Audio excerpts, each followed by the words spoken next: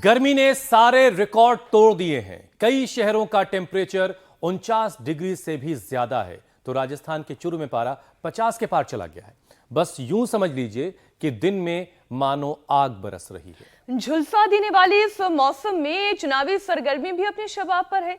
Voting का सिर्फ आखिरी चरण बाकी है और फिर 4 जून को देश की किस्मत का फैसला हो जाएगा। अब दिमाग पर इतना प्रेशर लेकर इंसान जाए तो जाए कहां? मीनाक्षी, कहीं जाने की जरूरत नहीं है। जरूरत है तो बस इस मुश्किल का हल तलाश करने में है। अब पीएम मोदी को ही ले लीजिए। वो आज कन्याकुमारी पहुंचेंगे, वहां पर वो ध्यान लगाएंगे। मेडिटेशन के सहारे वो अपना सारा स्ट्रेस छू मंतर कर देंगे। बिल्कुल हुसैन, पीएम मोदी तो पक्के योगी हैं।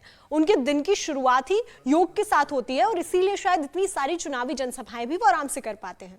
लेकिन जरूरी है कि सब लोग योग को अपने जीवन का हिस्सा बनाएं, क्योंकि प्रचंड गर्मी के हमले से योग प्राणायाम का कवच ही सुरक्षित रखेगा। नहीं तो वॉमिट, डायरिया, बुखार, डिहाइड्रेशन, हीट स्ट्रोक के मरीजों की तो अस्पतालों में ऐसी भीड़ है कि पूजा पैर रखने तक की जगह नहीं है। बिल्कुल मीनाक्षी, और सांस के मरीजों के लिए भी एक्सट्रीम वेदर आफत भरा होता है। धूल भरी आंधी, गर्म हवा से रेस्पिरेटरी ट्रैक्ट में सूजन, इन्फेक्शन हो जाता है और खासकर अस्थमा के मरीजों को तो बहुत ही एहतियात के साथ बाहर निकलने की जरूरत है। बिल्कुल पूजा, अस्थमैटिक्स पर तो एक लेटेस्ट स्टडी भी आई है जिसके मुताबिक दुनिया में 70% मरीज ऐसे हैं जिन्हें अपनी बीमारी का पता ही नहीं है। और तो और बीमारी की पहचान ना हो पाने की वजह से ही भारत में हर साल 2 लाख लोगों की जान चली जाती है। और तो और दुनिया में दमा से होने वाली कुल मौतों में लगभग आधी मौत हमारे यहाँ यानी भारत में होती है।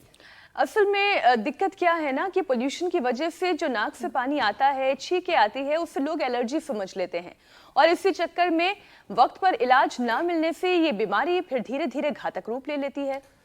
तो चलिए आज सिर्फ अस्थमा ही नहीं, सांस की हर तरह की बीमारी के लक्षणों को पहले पहचानना सीखते हैं और उसके बाद उससे बचना कैसे है, उसे हमेशा के लिए खत्म कैसे करना है, ये भी जानते हैं। स्वामी जी हमारे साथ जुड़ चुके हैं। स्वामी जी प्रणाम, बहुत बहुत स्वागत है आपका। प्रणाम स्वामी जी। प्रणाम मेरे भाई हुसैन जी और हमारी मीनाक्षी जी, सभी श्रद्धामयी बहनों को हृदय से वंदन। अनुलोम विलोम करें, भस्त्रिका करें, कपालभाति करें, फिर आगे योगासन भी बताएंगे। सुबह उठ करके शंखनाद करें।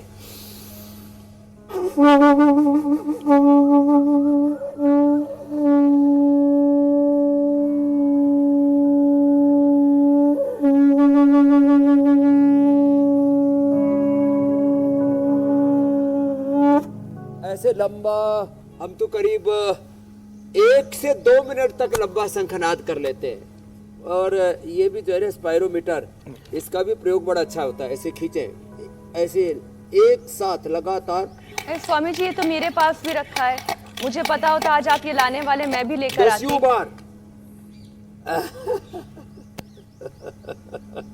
और सुबह उठ करके चाय और कॉफी से नहीं, दिव्य पेय के साथ अपनी शुरुआत करें। सुबह शाम, सर्दी गर्मी बरसात आंधी तूफान, कोई नियम नहीं है। जिनको भी कफ कोल्ड अस्थमा दमा रहता है, लंग फेफड़े कमजोर हैं, च्यवनप्राश च्यवनप्रभा ये बालप्राश बच्चों के लिए और बहुत ही जबरदस्त है।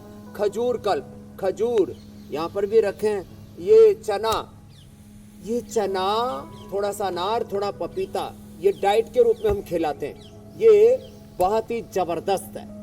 ऐसी छोटी छोटी चीजें, जल नीति सूत्र नीति करवाते हैं, फिर लंग बस्ती करवाते हैं, सीधे लेटा करके भी उल्टे लेटा करके भी, नस्से करवाते हैं। नाक में बादाम रोगन डाल दे। भाई मेरी तरफ देख रहा है ऐसे बावड़ी की तरह, ऐसे मत कर बेटे। हाँ, तो अनुलोम विलोम कर लो। डायरेक्शन भी मुझे देना पड़ता है, क्या करें। जैसे आपने कहा ना, मुश्किल चाहे लाख हो लेकिन एक दिन तो हल होती है। जिंदे लोगों की दुनिया में हर पल हलचल होती है। फिर स्टीम देते हैं, इसमें स्वासारी क्वाथ, मुलेठी क्वाथ, दिव्य धारा उबाल करके इसकी स्टीम लेते हैं। फिर देखो ये बाबा जी ने पूरा इसको, अग्नि को बुझाओ बाबा, हाँ फूंक मार दो इस पे। हाँ, अब देखो इसमें मुलेठी है, इसमें काली मिर्च, मुलेठी, त्रिकटू, काकड़ा सिंगी, इसके अंदर ये ज्योतिषमती के बीज या ज्योतिषमती का तेल डाल देते हैं, थोड़ा सा हल्का सा देसी भीमसेनी कपूर, ये हमने उपलब्ध कराया देश को। इसको अच्छा डाल स्वामी जी करके देखिए, धूम नशे करवाते हैं और छाती पर लपेट लगवाते हैं। ये स्वामी जी देखिए, एक साथ गर्मियों की कई वजह उपाय से- मैं इसलिए बता रहा हूँ, प्राणायाम करवाते हैं और फिर जी मेरे गर्मियों की वजह से स्वामी जी देश भर में बिजली की जबरदस्त डिमांड है, तो अपने कार्यक्रम में भी बस थोड़ी सी बिजली की जरूरत है, वरना लोग कार्यक्रम की शुरुआत में ही मैट पे अपने बैठ जाएंगे तो थोड़ा सा पसीना पहले बहाने की जरूरत है। और उसमें भी साथ साथ अपने लंग्स को कैसे मजबूत करना है इसकी जरूरत है, क्योंकि दिल्ली एनसीआर समेत पूरे उत्तर भारत में स्वामी जी गर्मी जबरदस्त तरीके से पड़ रही है और बहुत तरह की मुश्किलें लोगों के लिए पैदा हो गई हैं। कई राज्यों में, कई शहरों में पारा 49 के पार है, तो कुछ जगहों पर पारा 50 के पार जा चुका है। आप बेहतर जानते राजस्थान के हालात से। तो ऐसे में स्वामी जी सबसे पहले शरीर के डिफेंस सिस्टम को मजबूत बनाने के लिए अभ्यास आप करवा दें, ताकि सांस के जरिए जो गर्म हवा शरीर में जाती है वो हमारा कुछ बिगाड़ ना पाए।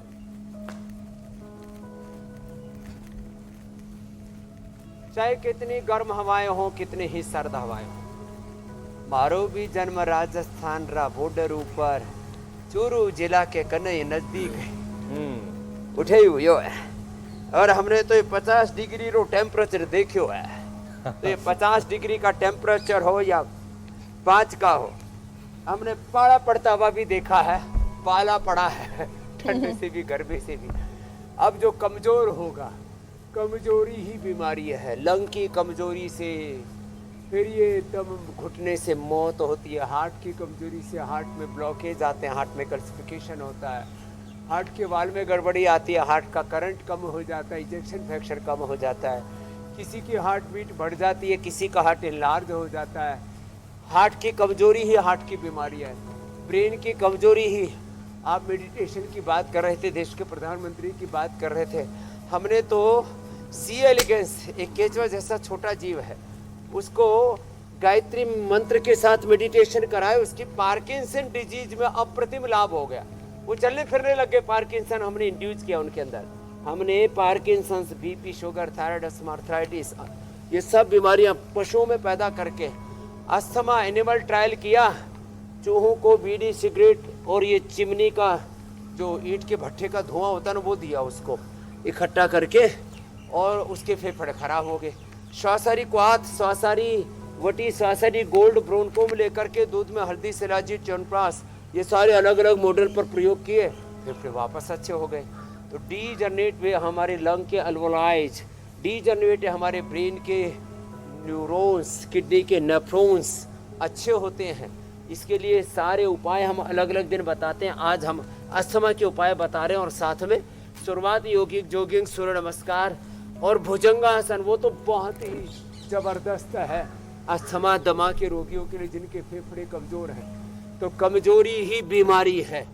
अच्छा स्वामी जी, जैसा आप खुद भी बता रहे नामों हैं से डरने के लिए की जरूरत नहीं है, नामों से। कि हमारे जी, प्रधानमंत्री आज शाम कन्याकुमारी पहुंचेंगे, वहां वो ध्यान लगाएंगे। यकीनन उनका इरादा जो है वो मेडिटेशन के जरिए जो सारा स्ट्रेस, प्रेशर रहा होगा, थकन जो थोड़ी बहुत हुई होगी उनको, उसको ख़त्म करने का है। पीएम की तरह ध्यान का ये तरीका गर्मी के हमले को कम करने में भी मददगार हो सकता है, क्योंकि स्टडी ये कहती है कि एक्सट्रीम वेदर जब कभी हो तो उस दौरान चिड़चिड़ापन और एंगर भी बढ़ जाता है। तो स्वामी जी, जिन लोगों को मूड स्विंग्स हो रहे हैं गर्मियों की वजह से, इस बढ़ती चिलचिलाती गर्मी की वजह से, या फिर स्ट्रेस हो रहा है, तो एक तो तरीका मेडिटेशन है, वो आखिर में हम आपसे और सीखेंगे उसके बारे में, लेकिन और कैसे इससे बचा जाए? तो एक तो योगिक जोगिंग सुबह सुबह ही कर ले, सुबह सुबह दौड़ लगा ले, और पुरुषार्थ की पराकाष्ठा, ये मेरा बहुत प्रिय शब्द है, पुरुषार्थ की पराकाष्ठा। इससे एकदम निर्भर हो जाते हैं, जो आपको पसंद है शब्द, इस एकदम समत्व में आ जाते हैं, जो हमारी बहन समत्वम योग उच्यते मीनाक्षी जी को बहुत पसंद है। इससे पूरे एनर्जाइज हो जाते हैं, चार्ज हो जाते हैं, जो हमारी ज्योत्सना को बहुत पसंद है। पूजा और कृतिका भी अब योग में योगिनी होके, परम योगिनी होकर के, देखो ये ऐसे इसमें प्रतिष्ठित हो रहे। तो देखो रोज एक बार योगिक जोगिंग, ये सूर्य नमस्कार, ऐसे लयबद्ध होकर के 2 बार से शुरुआत करें, 10 बार तक जाएं, कम से कम 10 बार तो रोज कर लें। तो ऐसे एक बार सुबह अपने आप को योग में ढाल लेंगे, नाम कोई भी हो रोग का, एनर्जी पूरी चैनलाइज हो जाएगी। ये एनर्जी का डिस्ट्रैक्शन, ऊर्जा का विखंडन विघटन ही तो रोग है। ऐसे ये करना। और ये अभी बता रहे थे ये अभ्यास, ये फेफड़ों के लिए बड़ा अच्छा है, सूक्ष्म का ये अभ्यास बड़ा अच्छा है। और ये ऐसे अर्धचक्रासन, अर्थ उष्ट्रासन, पूर्ण उष्ट्रासन, और अर्धचक्रासन खड़े होकर के और लेट करके ऐसे। चलो पूर्ण चक्रासन करो, हमारे विश्वविद्यालय के बालक भी हैं ऐसे ये। और फिर इतना भी ना हो पाए तो भाई ये मकरासन तो हो ही जाता है। चलो बच्चों लेटो, यहाँ छोटे छोटे बाबू भी हैं, हमारी माँ बहन बेटियां भी हैं, हमारे भाई भी हैं, और हमने सारी थेरापियाँ भी बता दी। और देखो इम्यूनिटी भी बढ़ेगी और लंग 100 साल तक ऐसा मजबूत रहेगा, घोड़े की तरह, शेर की तरह दौड़ेंगे, छाती तान कर चलेंगे, सिर झुका के नहीं, सिर उठा के चलेंगे। और जो बीमारियां सिर उठा रही हैं इनको कुचल देंगे, खदेड़ देंगे। लेकिन स्वामी जी आजकल तो सिर ढाक कर चलना पड़ रहा है, चेहरा छिपा के चलना पड़ रहा है। मैं ये मात्र उत्साह, कहीं सूरज जी देख न ले। धूप में चेहरा छिपा के चल रहे, लुका छुपी का खेल चल रहा है। हालात ही थोड़े ऐसे हैं स्वामी जी। अच्छा स्वामी जी देखिए, दिन में आजकल इस कदर आग बरस रही है कि महिलाओं को चूल्हे और गैस जलाने की भी शायद जरूरत नहीं है। मध्य प्रदेश के शिवपुर में एक महिला का वीडियो वहां से वायरल हो रहा है। उन्होंने रोटी उन्होंने पर सेक रहे, पापड़ सेक रहे हैं। उन्होंने कढ़ाई को बगैर चूल्हे के आसमान के नीचे रख दी और अपनी चीज को फ्राई कर लिया, उसमें जो चीज वो फ्राई कर रही थी। देखिए तस्वीर आई है, पूड़ी फ्राई कर रही हैं, शायद पूड़ी तल रही हैं। कार की बोनेट पर ऑमलेट बन जाना, ये तो वाकई बहुत तेज। बताओ,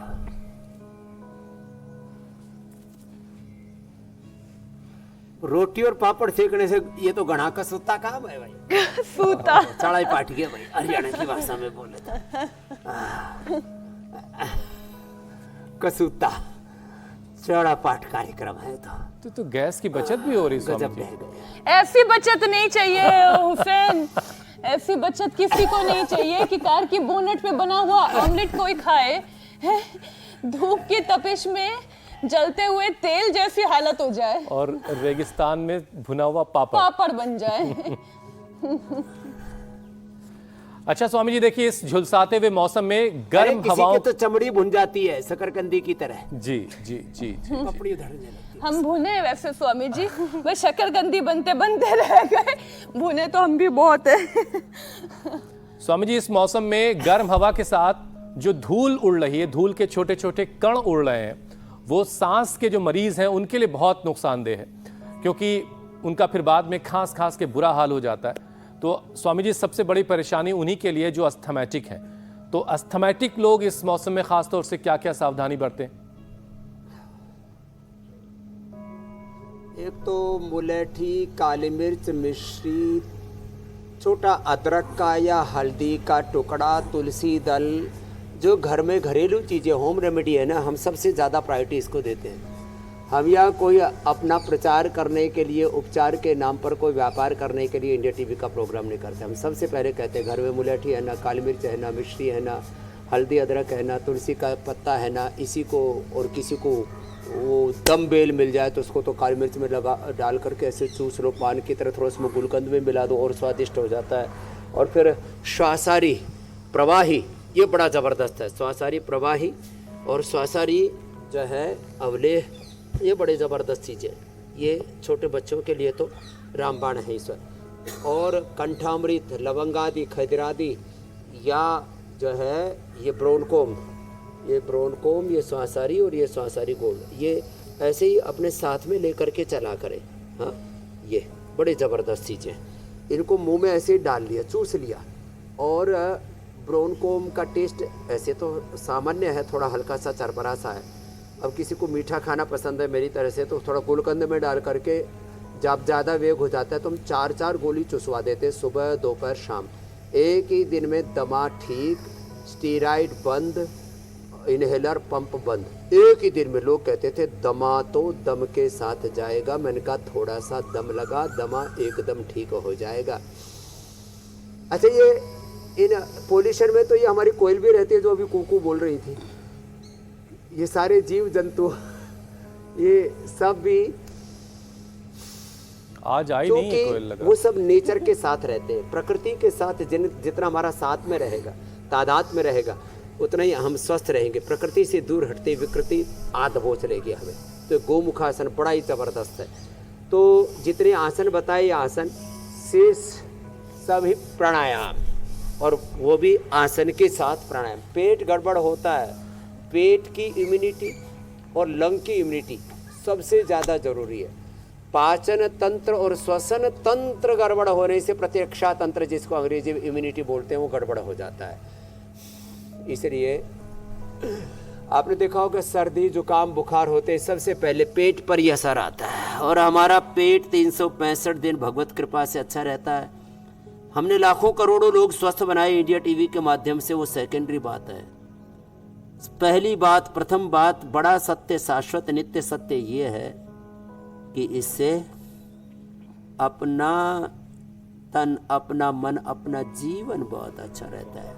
आत्मनः मोक्षार्थम जगत हिताय च, आत्मनः मोक्षार्थम जगत हिताय च। यह आत्म कल्याण से लोक कल्याण, आत्म मंगल से लोक मंगल, विश्व मंगल की साधना है ये योग। तो अस्थमा, दमा, कफ, कोढ़ अब किसी को नहीं रहेगा। 3 चीजें और सुन लें, ठंडाई, खटाई, बहुत ज़्यादा ठंडी चीज़ें, फ्रिज की चीज़ें, जिनकी प्रकृति शीतल है, उन चीज़ों को, और चिकनाई वाली चीज़ों को थोड़े दिन अवॉइड करें। मैंने थोड़े अभी शुरू में बताया था, ये खजूर, ये अनार, थोड़ा पपीता और चना बस भुना हुआ, इतना ही प्रयोग करना।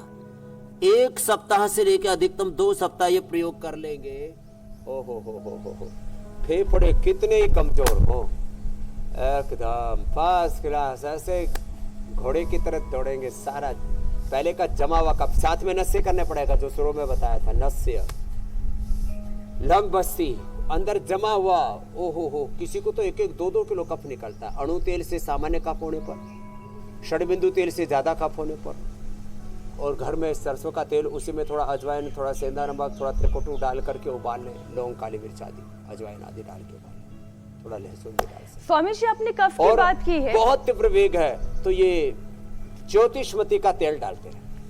हाँ, स्वामी जी, पूरा अंदर का लगातार कफ जमा हुआ रहने की निकल जाएगा, वजह आगे से से बनेगा नहीं। लगातार कफ पुराना रहने की स्टॉक वजह से खत्म, खांसते नई रहना की भी manufacturing प्रॉब्लम नहीं आती है, और फिर गले में लगातार खांसने की वजह से सूजन आ जाती है। हाँ, ये आप ठीक कह रहे हैं। तो गले की सूजन को कैसे कम किया जा सकता है? साथ ही कफ को दूर करने का उपाय तो आप बता रहे हैं, लेकिन वो खांसते खांसते जो गला इसके सूज लिए गया, वो क्या 100 है? ग्राम एलोवेरा, 20 ग्राम हल्दी, 10 ग्राम इसके अंदर अमरूद के पत्ते, और थोड़ा हो सके तो बबूल की छाल, या थोड़ा 10 ग्राम बहेड़ा, थोड़ा मोटा मोटा दरदरा सा, उबाल लें। और इस सबको उबाल करके इसमें 100 ग्राम तो एलोवेरा था, 100 ग्राम पानी और डाल दें। इसको खूब उबालें 15-20 मिनट। उबाल के बाद में छान लें, थोड़ा सेंधा नमक डाल के होले होले गरारे करें, गला बैठा हुआ हो। कई एंकर जिनका गला बैठ गया था, डॉक्टर ने ऑपरेशन बता दिया था, गले में गांठें हो गई थी, गले में सूजन जो आप बता रहे हैं, जो है एंकरिंग करते करते, और कई बार एंगर के साथ एंकरिंग करते हैं तो और ज़्यादा मामला गड़बड़ है। तो भाई देखो, टोनल क्वालिटी तक बोलता बदल तो मैं भी जाती हूँ, है। अभी तक शायद लाखों घंटे बोल चुका हूँ, हाँ।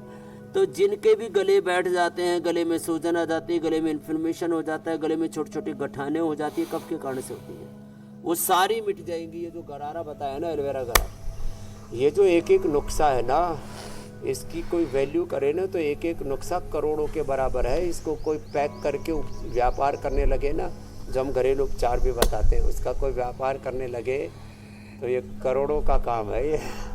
अब जैसे हमने अब सामने कितना सुंदर पेड़ उसका खिला हुआ है, जिसको जो है कब्ज होने पर अमलतास का, और उसके पुष्प इतने सुंदर लग रहे हैं। अमलतास का गूदा लेके उसका पानी उबाल करके पी ले, ये कफ कोल्ड को भी ठीक करता है और पेट ऐसे चकाचक साफ हो जाता है, पूरा पेट एकदम साफ। कब्ज रहने पर भी, कब्ज लगातार चलता, क्रोनिक कॉन्स्टिपेशन होने पर भी कफ की प्रॉब्लम होती है। जब पुराना कफ हो तो फिर नजला बनता है, उसके लिए 100 ग्राम बादाम, 20 ग्राम काली मिर्च, 50 ग्राम खांड पाउडर करके 1 चम्मच हमने खाने के लिए बोला था। तेज गर्म दूध में रात को गुलकंद खाने के लिए हमने बोला था। त्रिफला गर्म पानी के साथ ज़्यादा ही कब्ज हो जाए तो शुद्ध ही चूर्ण। और किसी किसी को तो आजकल गर्मी के अंदर उल्टी, दस्त, डायरिया, बहुत बुरी हालत रहती है। कुटजारिष्ट, कुटज, घनवटी, कोलोग्रिट, चित्रकादित चूस ले, पेट एकदम ठीक हो। अनार सुबह सुबह 1 अनार 100 बीमार। तो ये मंडूकासन भी मैंने पाचन तंत्र, स्वामी जी देखिए, श्वसन तंत्र, पाचन तंत्र, बीमारियों के बढ़ने में बताया। और सबसे बड़ी जो कमी है वो ये है कि लोग अवेयर नहीं है। और हमारे इस कार्यक्रम की, इंडिया टीवी के इस कार्यक्रम की सबसे बड़ी खूबी ये है कि एक तो लोगों को हमने योग के साथ जोड़ा है और लोगों को अवेयर किया है और रोजाना अवेयरनेस बढ़ा रहे हैं। लेकिन स्वामी जी, अस्थमा के बारे में भी ये बात कही जाती कि इस बीमारी का भी पता जितनी जल्दी चल जाए उतनी आसानी से इसका इलाज हो सकता है। लेकिन दुनिया के 70% मरीज फिर भी ऐसे हैं जिनको पता ही नहीं होता कि उन्हें ये बीमारी हो रही है। अब कोई कैसे जाने स्वामी जी कि उसको जो खांसी आ रही है, उसको जो ड्राई हेकिंग कफ हो रहा है, परेशान कर रहा है, वो अस्थमा है, दमा वाली उसको खांसी आ रही है या फिर नॉर्मल खांसी है? क्योंकि इस कफ की प्रकृति है, आपका फेफड़ा कमजोर है, आपका रेस्पिरेटरी सिस्टम वीक है, इसके 10 लक्षण बताता हूँ। दोनों नाक बराबर चलनी चाहिए। देखो, अब मैं थोड़ा माइक के पास आता हूँ। ये देखो, मैंने बाएं से लिया, दाएं से छोड़ा, इसी वेग से दाएं से लिया, बाएं से छोड़ा। जिनका एक नाक अक्सर बंद रहता है, गांव की भाषा में बोले नपीरी सी बजती है, समझ लो उसको कफ कोल्ड की समस्या है। आगे चल के ये ब्रोंकाइटिस, एलर्जिक राइनाइटिस और ये अस्थमा, दमा, लंग फाइब्रोसिस बन सकता है और आपके लिए जानलेवा हो सकता है। दूसरा, ये जो नदी बहती रहते हैं ना, गंगा यमुना, बाएं गंगा दाएं यमुना, इनका नाक इमम में गंगे यमुने सरस्वती सतुद्री, ऐसे नाम है इनका। ये बाएं गंगा दाएं यमुना, चंद्रसर सूर्यसर। इससे जब पानी निकले ना, पानी झरे या गले में बीच में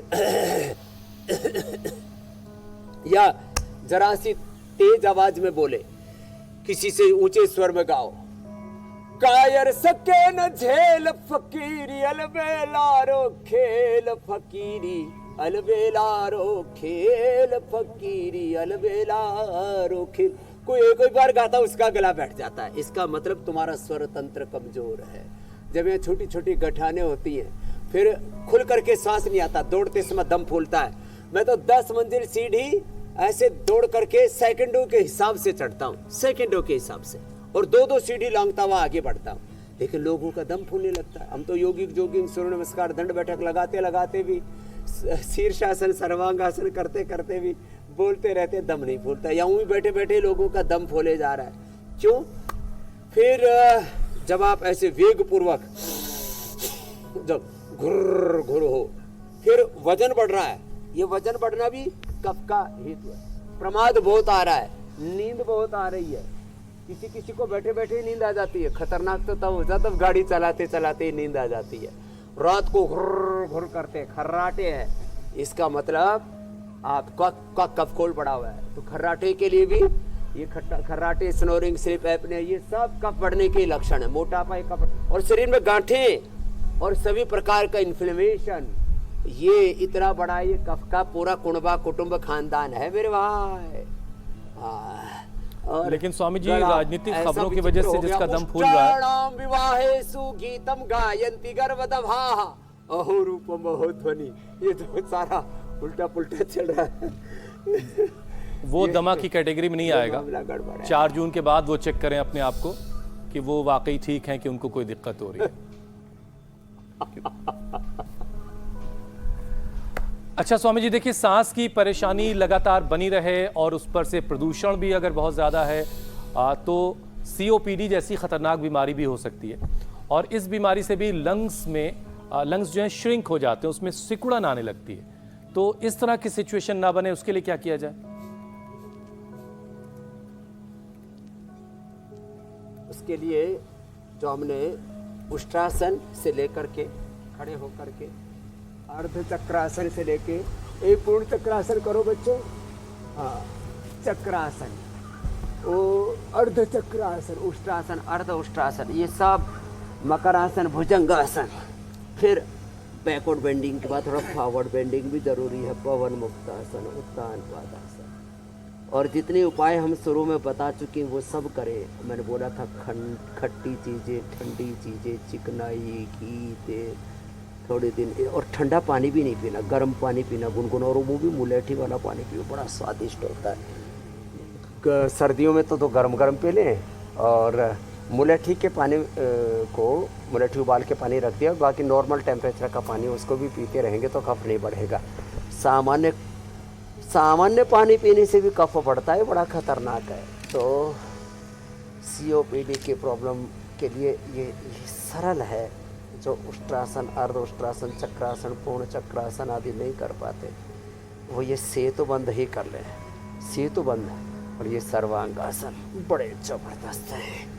और चाय कॉफ़ी की जगह मैंने दिव्य पेय पीने के लिए बोला। छोटे छोटे संशोधन कर लें, दूध में हल्दी, शिलाजीत, च्यवनप्राश 12 महीने। कुछ लोगों को ये गलत फहमी है कि जो है च्यवनप्राश केवल सर्दियों में खाना चाहिए। जिनको कफ, कोल्ड, सर्दी, जुकाम, वो 12 महीने च्यवनप्राश खाएँ। 12 महीने में 9 महीने में ही जैसे माँ की कोख से नया जन्म होता है, ऐसे योग आयुर्वेद से हमें दूसरा जन्म, दिव्य जन्म, द्वितीय जन्म मिलता, हम द्विजत्व को उपलब्ध हो जाते हैं। ये बहुत बड़ा तत्व है। तो आसन तो ये करना ही है। और मैंने कहा कफ के बढ़ने से मोटापा भी बढ़ जाता है, तो बैठ के स्थित कोणासन, चक्की आसन, लेट के अर्धहलासन, पादवित्तासन, द्विचक्रिकासन, ये तो हमारी दिनचर्या का हिस्सा बन गया है। आपने जैसे कहा, हमने अवेयरनेस भी फैलाई है, हमने रोगों को बढ़ने से रोका है, हमने डिजीज़ को प्रिवेंट किया है, प्राइमरी प्रिवेंशन, सेकेंडरी प्रिवेंशन, बीमारियों को कंट्रोल भी किया है, क्योर भी किया है, हमने रिहेबिलिटेशन, पलिएशन किया, हमने इंटीग्रेटेड हॉलिस्टिक योग प्रैक्टिस से integrated holistic health, sustainable health provide की है लोगों को। और ये कहा है, इस सब को करने के लिए तुम आत्मनिर्भर हो, स्वावलंबी हो। कब तक तुम जहरीली दवाइयाँ, सिंथेटिक दवाइयाँ खा खा करके अपने शरीर में उपद्रव करते रहोगे, अपने साथ क्रूरता, अन्याय, अत्याचार करते रहोगे? आओ, योग आयुर्वेद को, प्रकृति को, निसर्ग को अपनाओ, और नैसर्गिक स्वास्थ्य से एक नेचुरल जस्टिस होता है ना, ऐसे नेचुरल हेल्थ। ये स्वामी जी, एक लेटेस्ट स्टडी ये कहती है, अपने भीतर से अपने को मिलेगा। स्वामी जी, एक लेटेस्ट स्टडी ये बता रही कि दुनिया के 10% अस्थमा के मरीज अकेले हमारे यहाँ हैं, भारत में हैं, और उसमें भी 15% 5 से 11 साल के छोटे बच्चे हैं। तो ये छोटे छोटे बच्चों को पैदाइश के साथ ही अस्थमा की शिकायत होती है। तो ये ऐसा क्यों हो रहा है, और पेरेंट्स ऐसा क्या कर सकते हैं कि उनका जो बच्चा इस दुनिया में आने वाला ये इसको, एक तो ये जेनेटिक इसके अंदर कारण है, एक तो जिनके माता पिता का फेफड़ा कमजोर है, जैसा बीज वैसी फसल, गाय हो, भैंस हो। आप कल पूछ रहे थे राठी, साहिवाल, थारपारकर, रेड सिंधी, ये कांकरेज, जो अलग अलग जो देसी नस्ल की गाय होंगी, जैसी गाय गोमाता जैसा नंदी वैसी उसके आगे, मुर्रा भैंस है तो मुर्रा वैसी, शेर का, हाथी का बच्चा हाथी तो होगा ना। तो माँ बाप से जेनेटिकली आता है। दूसरा है जो बच्चों को आजकल ये जो शिशु आहार के नाम पर कंपनियों के जो ब्रांडेड फूड देते हैं, इससे बच्चों की इम्यूनिटी कमज़ोर हो रही है। एक बात खतरनाक है, इसलिए थोड़ी बोलूँगा, नहीं तो ज़्यादा खतरा मुझ पर भी आएगा और आप लोगों पर भी आएगा। वैक्सीनेशन के नाम पर आपको तो ज़रूर सलाह दूंगा, पूछा नहीं था, फिर आज शो के बाद पूछ लूँगा। मीनाक्षी जी, आप भी अपने बच्चे को भाई लिमिटेड, बहुत 2, 4, 5 इंजेक्शन लगवाना हो तो भाई लगवा लेना। वैसे मैं तो उसका भी पक्षधर नहीं हूँ। आज से 50-100 साल पहले कौन से इंजेक्शन लगा करते थे? हमारे दादा दादी, नाना नानी बड़े मजबूत थे। 85 वैक्सीनेशन करवा देते हैं। उससे भी बच्चों की इम्यूनिटी कंप्रोमाइज होती है, और जितने भी वैक्सीनेशन होते हैं उसका फेफड़े पर सबसे पहले असर आता है। बच्चों की इम्यूनिटी कमज़ोर होती है, छोटे छोटे बच्चों को फिर डायबिटीज़ और फिर ये टाइफाइड और तमाम तरह के डबल निमोनिया, पता नहीं क्या क्या, बार बार बुखार और लो इम्यूनिटी के शिकार। ये तो स्वामी जी चुलबुले बुलबुले क्या एक निवाला इम्यूनिटी वाला भी देती हैं ना, बच्चे तैयार रहते हैं। तो उससे भी काफी क्या कुछ हो जा करना रहा है। चाहिए, बच्चों को सीतोपलादी दें। सीतोपलादी, सीतोपलादी शहद के साथ बच्चों को दे दे, स्वासारी दे दे, ये स्वासारी अवले दे दे, बच्चे खूब कर दे। अब तो एलर्जी है, एलर्जी उम्र के साथ ठीक हो जाएगी, उम्र के साथ और बढ़ती जाती है। जी मेरे भाई। अच्छा स्वामी जी, कुछ स्टडीज ये भी बता रही हैं कि अस्थमा का असर जो है वो हड्डियों तक पहुंचता है और हड्डियों को कमजोर करता है। तो ये कनेक्शन क्या है अस्थमा का हड्डियों से, ये समझाते हुए जरा हड्डियां भी मजबूत हों इसके लिए भी कुछ अभ्यास करवा दें। तो देखो, जब श्वसन तंत्र कमजोर हो गया तो ऑक्सीजन पूरा नहीं मिलेगा। Less oxygen supply is the main cause of all diseases. हम जो बोलते रहते हैं, तो ऑक्सीजन कम सप्लाई होगा तो हड्डियों के ऑस्टोब्लास्ट ऑस्टोक्लास्ट सेल्स, हड्डियों का बोन फॉर्मेशन, बोन रिजॉर्प्शन, हड्डियों का पूरा जो मेटाबॉलिज्म है वो गड़बड़ हो जाएगा। तो ईच एंड एवरी सेल को रिक्वायर है ऑक्सीजन की। अब वो रिक्वायरमेंट पूरी नहीं होती, लोगों का 25% ही फेफड़ा काम करता रहता, बाकी तो फेफड़े ऐसे लोथड़ी की तरह बेकार पड़े रहते हैं। हम अपनी ऊर्जा का 1, 2, 3, 5 और फेफड़े आदि का मैक्सिमम 25% इस्तेमाल कर रहे होते हैं। ब्रेन का तो 5-7% इस्तेमाल करते हैं। अपनी संवेदनाओं का 1, 2, 5% इस्तेमाल करते हैं। 90 से 99% फेफड़े को, पेट आदि को, हार्ट आदि को, कुछ चीज़ों को छोड़ करके पेट का जो है हम कुछ 200% यूज करते हैं। खाना चाहिए 1 किलो, खाते हैं 3, 4, 5 किलो राशन। तो पेट का पूरा ही दुरुपयोग करते हैं, फेफड़ों का पूरा सदुपयोग नहीं करते। हार्ट से ऑटोमेटिकली उसमें गड़बड़ी नहीं हो सकती, पंपिंग बंद हो जाएगी तो फिर धड़कनें बंद हो जाएंगी, जीवन खत्म हो जाएगा। तो कुछ ये जो फेफड़े के लिए, इसलिए सबसे पहले मैंने प्राणायाम का कहा था, शंखवादन का कहा था। शंखवादन करे, प्राणायाम करे। ओहो हो, ये छोटी छोटी चीज़ों को अपनाएंगे ना, कितना इजी है ये।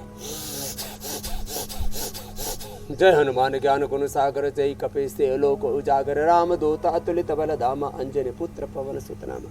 हनुमान चालीसा के साथ, गीता पाठ के साथ, वेद पाठ, वेदवाणी, गुरुवाणी के साथ, और आयतें पढ़े कुरान की, बाइबल की, जो है अच्छे पाठ के साथ। हमने, आप मेडिटेशन की बात कर रहे थे, एक गहरी बात बता देता हूँ। जो है हमने सी एलिगेंस के ऊपर मेडिटेशन का प्रयोग किया, गायत्री ध्यान का, ओंकार सहित गायत्री ध्यान का। जिनको पार्किंसंस कर दिया था, जीवों को बीमारी इंड्यूस करते हैं, लीवर की, किडनी की, पेनक्रियास, लंग, हार्ट, ब्रेन आदि की, पार्किंसन आदि की, वो चलने लग गए।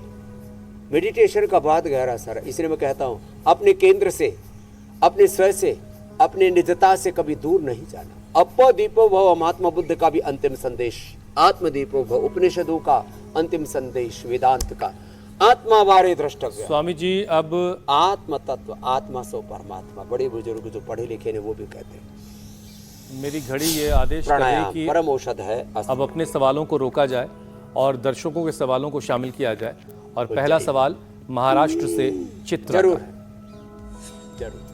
मेरा 6 साल का पोता है, वह ऑटिज्म और हाइपर एक्टिव का शिकार है, इसलिए वह बोल नहीं सकता। कृपया कुछ उपाय बताएं।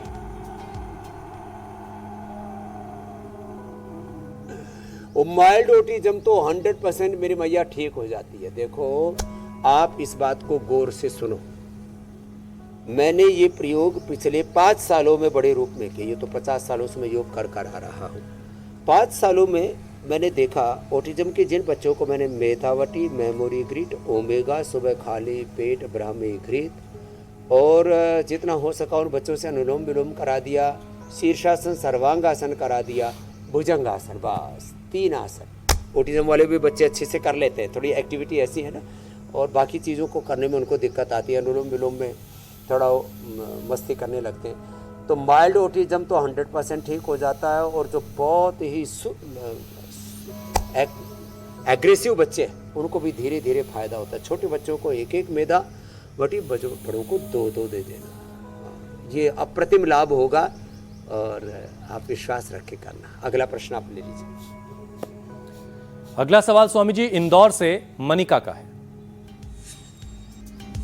मेरे घुटने में सिस्ट हो गया है, कृपया दवा, एक्सरसाइज और परहेज बताएं। मनिका जी देखो, एक्सरसाइज तो ये है, ऐसे ही बैठ के पैरों को आगे पीछे दबा लें, ऐसे कुर्सी पर बैठ के, नीचे बैठ के ऐसे, और ऐसे ऐसे जब ये कर लेते हैं फिर देखो ऐसे घुटनों को ऐसे ऐसे करना, और खड़े होकर के भी ऐसे ऐसे नहीं है, उल्टे लेट करके। ये एक्सरसाइज बड़ी इजी है, घुटने के लिए भी, लंग के लिए भी, हार्ट के लिए भी है। खाली पेट पीड़ानील गोल्ड खाने के बाद ऑर्थोग्रिट, एलोवेरा, गिलोय, पारिजात, निर्गुंडी, सहजन, इन 5 चीज़ों का रस, ATM की सब्जी और हल्दी, मेथी, सौंठ, सुरंजान, मीठी, अश्वगंधा, शतावर सब मिला के रख लेते, 2-2 ग्राम से बस हम खा लेते हैं। कितने भयंकर घुटने घिस गए हों, कार्टिलेज घिस गए, ऑस्टियोपेनिया, ऑस्टियोपोरोसिस और गांठ भी हो गई हो, अपने आप घुल जाएगी। उसमें काचनार गुग्गल दे देते हैं, और ज़्यादा ही बड़ी गांठ है तो सिस्टोग्रिट या वृद्धि बाधिका बटी दे देते हैं। ये सब उपद्रव ठीक हो जाएगा कनिका जी। ठीक है स्वामी जी। अगला सवाल चंद्रकांत का है।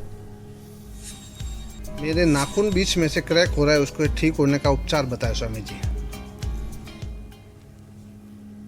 ओ नाखून क्रैक हो रहे हैं, जो अणु तेल नाक में डाल रहे हैं ना, एक भाई मेरे पास अभी आया, ये मेरा 50 सालों का पहला अनुभव है। उसने अणु तेल लगाया, एक ने गोधन अर्क लगाया। हाँ, ये मुझे एक बहुत बड़े IAS क्लास 1 ऑफिसर ने बताया।